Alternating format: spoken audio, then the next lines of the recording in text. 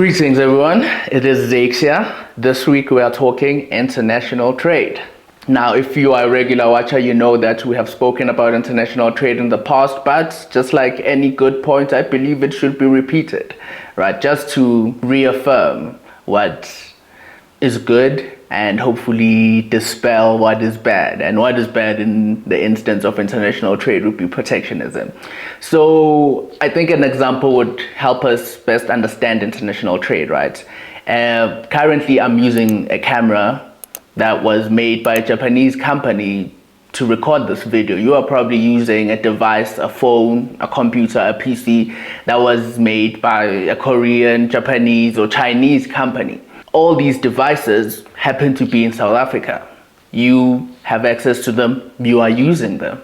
That is what international trade is in a real sense, and that is why it is so important, right? It is important because imagine your life without the ability to access these devices. And I know for someone as young as me, it is not a great life, right? It is life could be better, and just as one example, these devices do make it much more better. I think we can all agree, right? But the point I'm making is that international trade is the ability to obtain, particularly at like an international level, to obtain what your immediate surroundings or people in your immediate surroundings cannot produce, right?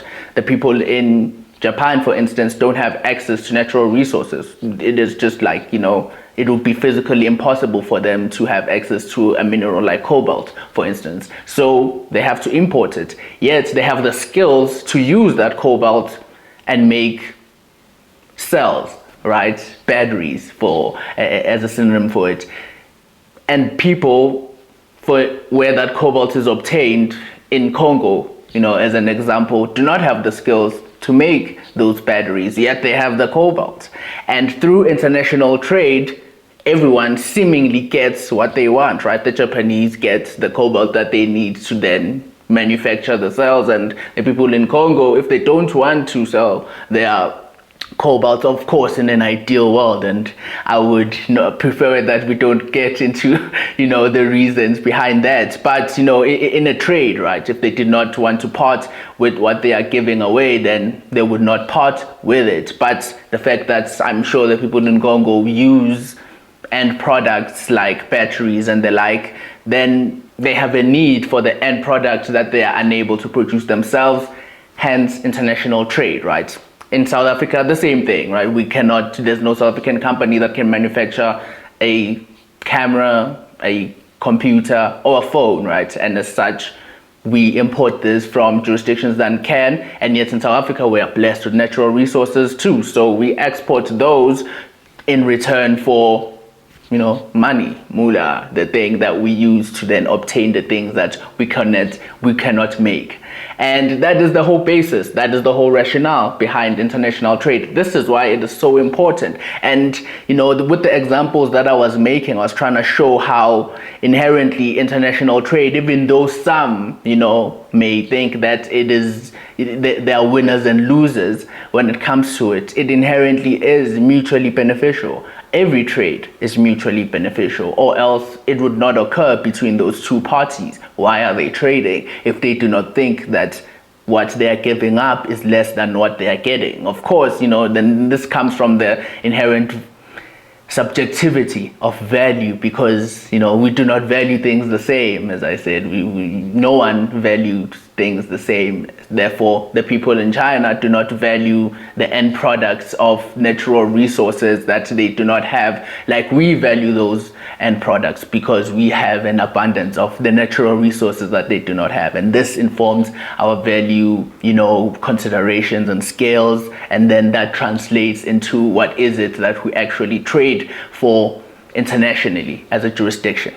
But there's data, of course, that can, show you all the benefits of, international trade and the economies that have benefited from it, from, the East Asian economies to even the European economies in the 20th century and, before that. So trade benefits everyone. Why? Because you cannot produce everything that you desire. As I mentioned, we obviously desire things like cell phones. We cannot make them, so we must trade. And the argument that we make as proponents of, free market economics is that this trade should be as free as is reasonably possible. Ideally, should just be free, right? There should be no third party interfering with me as an individual trading with someone in China, in Japan, in the United States, or in Germany, right? I should have an ability to engage in a peaceful, voluntary interaction, which is what trade is, without having to attract the scrutiny of the state, right? And state scrutiny usually comes with violence, either in the form of actual physical violence or in the form of, the violence of taxation, which in the instance of trade leads to higher prices, right? So we argue for free trade. Why? Because protectionism, as I just mentioned just now, leads to higher prices. Protectionism is the institution or the inhibition of free trade. And how do you do this? By imposing tariffs, by imposing duties that are unreasonably high. I would argue that every imposition of a tariff or a duty is unreasonably high. But, inherently, by taxing the products that the citizens in your jurisdiction get from other people internationally. And this is rationalized by those who propose it, by the state, as having the consequence of protecting local industries, right? For instance, in South Africa, there are, obscene taxes on motor vehicles that are imported. This is for the reason of protecting the South African manufacturing industry, according to the states, right? And the question we should ask ourselves is then, at whose expense? It is at the expense of potential motor vehicle owners in South Africa, who now have to pay higher prices that are artificially high due to the state imposing these, taxes on the import of vehicles, because South African motor vehicle manufacturers do not have the capacity.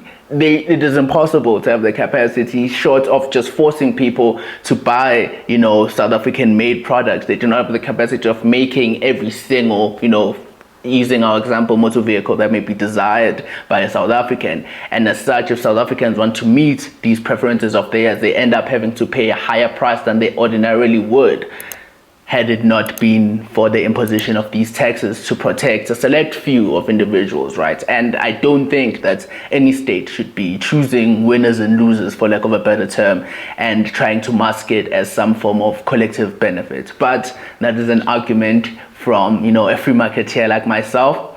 Please do tell us what you think. Do you think international trade is something that is good? Should it be free at the very least, right? Because I think we can all agree that, we should trade, right? It is about the degree of freedom of that trade. Do you think it should be more free, less free? Should there be some inhibitions put in place? Maybe you agree with the need of protecting local industries. Maybe you don't. Please let us know down in the comments. Don't forget to give the video a like. And as always, stay free.